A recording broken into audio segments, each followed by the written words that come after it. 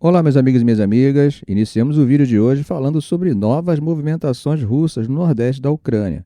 Segundo imagens confirmadas por geolocalização no dia 26 de maio e 27, tropas russas avançaram na região de Vovchansk, que fica ao nordeste da cidade de Kharkiv, e a ofensiva continua intensa por ali. Os russos têm pressionado não só essa área, mas também localidades vizinhas. Os ataques aconteceram tanto no dia 26 quanto ontem, 27, com foco em áreas próximas a Vovchansk, como Tik e outras vilas nos arredores. Um porta-voz de uma brigada ucraniana que está na linha de frente, ali na direção de Vovchansk, confirmou ontem que os combates têm aumentado.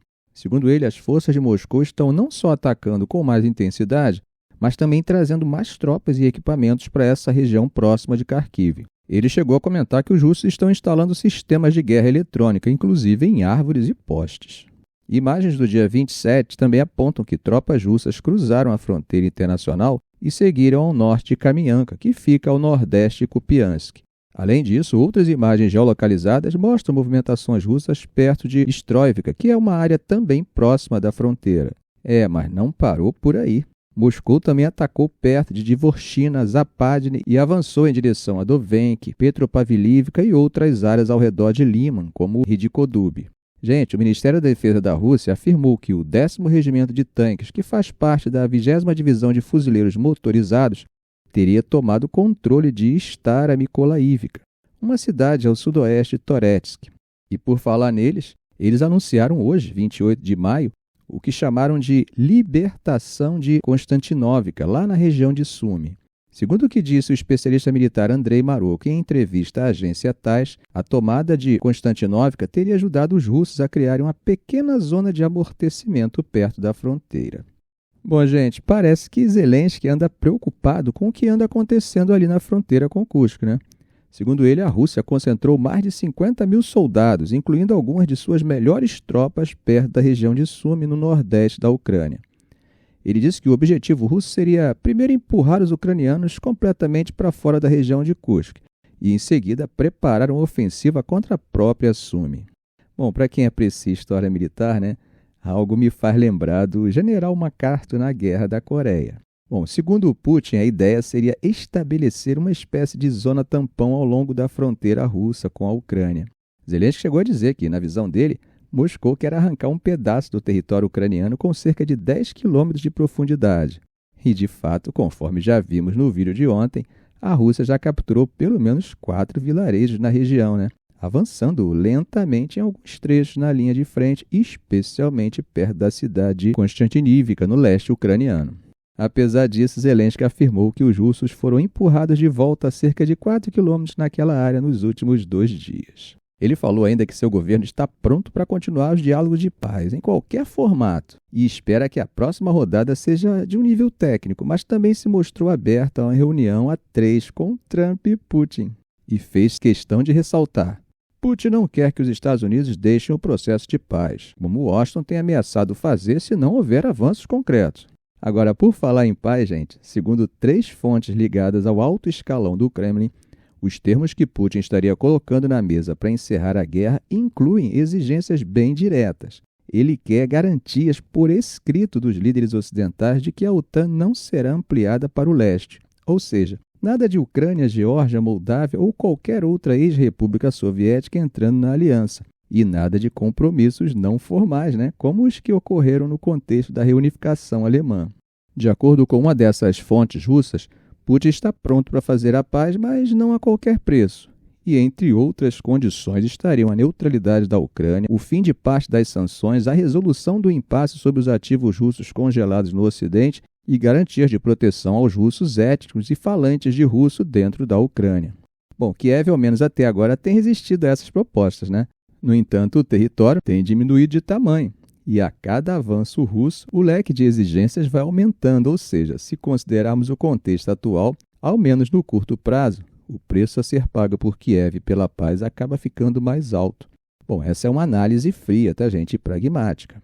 Bom, meus amigos, não sei se vocês viram, mas Trump, em uma postagem na rede social dele, a Truth Social, disse que coisas realmente ruins já teriam acontecido na Rússia se não fosse por ele, e que Putin está brincando com fogo ao não aceitar negociar um cessar-fogo com a Ucrânia. Bom, o que vocês acham que o presidente russo achou disso, hein? Bom, no mínimo ele resolveu escalar alguém para responder ao Trump. E adivinha aí quem ele escalou para fazer isso? Exatamente, você acertou. Nada mais, nada menos que o Dmitry Medvedev, aquele mesmo que já foi presidente da Rússia e hoje é vice-presidente do Conselho de Segurança. E Medvedev, gente, não poupou palavras e disse: a única coisa realmente ruim é a Terceira Guerra Mundial. Espero que Trump entenda isso. Bom, lembrando que o próprio Putin, em março de 2024, já tinha feito um alerta parecido durante um discurso à nação. Segundo ele, qualquer iniciativa do Ocidente que envolva tropas em apoio à Ucrânia aumenta o risco de confronto nuclear. Ele chegou a dizer que isso poderia levar à destruição da civilização. Parece que mais uma vez o sabre nuclear é desembainhado para tentar acalmar os ânimos. Bom, gente, atravessando o Mediterrâneo, mas sem sair totalmente da Europa, Macron, presidente francês, está cogitando algo que pode ter um tremendo impacto. Sabe o quê? Reconhecer oficialmente o Estado palestino. Segundo ele mesmo disse durante uma visita à Indonésia, só uma solução política vai permitir a paz duradoura. E mais, junto com a Arábia Saudita, a França vai sediar uma conferência da ONU em Nova York agora em junho, entre os dias 17 e 20, justamente para discutir um novo caminho para a criação do Estado palestino, e isso sem deixar de lado a segurança de Israel. Bom, gente, se o Macron seguir adiante, a França vai ser o primeiro grande país ocidental da Europa a dar esse passo, né? Lembrando que o país abriga tanto a maior comunidade judaica quanto a maior comunidade muçulmana da Europa. E como disse o ministro das Relações Exteriores da Noruega, Espen Barth Eide, se a França se mover, outros países vão segui-la. Agora, gente, isso não quer dizer que a decisão já está tomada, tá? Os diplomatas franceses estão correndo contra o tempo para reunir as condições ideais, com foco em 3 pontos: reformar a autoridade palestina, desarmar o Hamas e garantir a reconstrução de Gaza. Só tem um porém, né? As autoridades israelenses estão em alerta máximo. Elas vêm pressionando forte para evitar esse reconhecimento, que seria visto como uma verdadeira bomba nas relações com Paris. E não é exagero, tá? Quando França, Reino Unido e Canadá sugeriram a possibilidade de reconhecer o Estado palestino, Netanyahu reagiu acusando os 3 líderes de anti-ser ... Bom, gente, mudando para o Indo-Pacífico, imagens de satélite recentes mostram algo que chamou bastante a atenção dos analistas militares. A China pousou 2 dos seus bombardeiros mais avançados, os H-6, na ilha Ulde, que fica nas Ilhas Paracel. Isso aconteceu agora em maio, e só para situar vocês, esses bombardeiros de longo alcance não eram vistos por lá desde 2020, tá? Aí você pode se perguntar, mas o que isso significa na prática? Bom, segundo Colin Kaw, que é especialista em defesa de Singapura, esses H-6 não precisam estar ali nas Paracel. Para ele, isso é uma mensagem clara, um recado para Washington, para Manila e para outros players da região.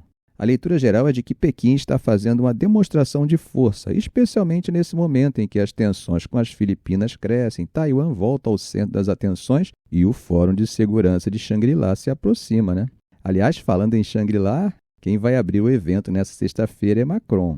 Já no sábado, quem assume os microfones é o secretário de Defesa dos Estados Unidos, Pete Hegseth. Bom, para vocês verem como são essas coincidências, antes da visita de Hegseth às Filipinas, 2 bombardeiros H-6 também foram flagrados sobrevoando o Recife de Scarborough, outro ponto de tensão constante no Mar do Sul da China. Esses H-6, para quem não conhece, têm origem soviética, são baseados num projeto dos anos 1950, mas passaram por modernizações pesadas. Hoje eles conseguem carregar mísseis de cruzeiro e até ogivas nucleares. Eles já foram usados em exercícios militares ao redor de Taiwan e chegaram a se aproximar da costa dos Estados Unidos em julho do ano passado.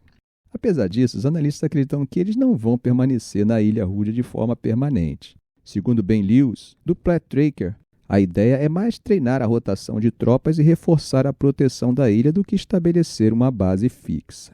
Hoje, a China mantém seus bombardeios em bases fortificadas no continente, onde estariam mais protegidos de ataques aéreos, principalmente dos Estados Unidos. Já os americanos, por sua vez, têm seus caças e bombardeiros B-52 posicionados tanto em Guam quanto no Japão. Agora, mudando de assunto, vamos dar um pulinho no continente africano. A situação no Sudão, gente, é absolutamente dramática. A guerra, que já dura 2 anos, está levando o país a um colapso estrutural daqueles, né? Eu estou falando de pontes destruídas, apagões constantes, hospitais saqueados e um surto de cólera que só piora. Segundo o governo local, só para reconstruir a capital Khartoum, seriam necessários cerca de 300 bilhões de dólares. E para recuperar o restante do país, mais 700 bilhões.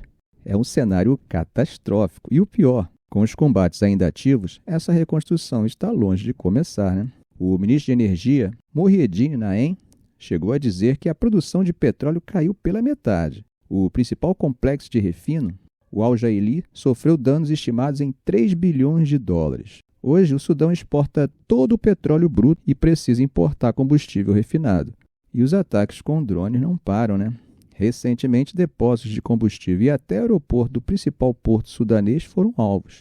Já comentamos aqui que o governo do Sudão acusa os Emirados Árabes Unidos de estarem por trás dos ataques, mas os Emirados negam, né? Todas as usinas elétricas de Khartoum foram destruídas. A rede nacional está tentando compensar isso com eletricidade vinda do Egito. Mas os ataques constantes acabam tornando essa missão quase que impossível, né? E, gente, ainda como se não bastasse, a crise sanitária também avança. Só na última semana foram registrados mais de 2.700 casos de cólera e 172 mortes, a maioria na capital. A violência também se espalha para regiões como Darfur e outras áreas do centro-oeste, o que amplia ainda mais a tragédia. Ficamos por aqui. Se esse vídeo foi útil a você, faça um comentário, compartilhe em suas redes sociais, dê um like.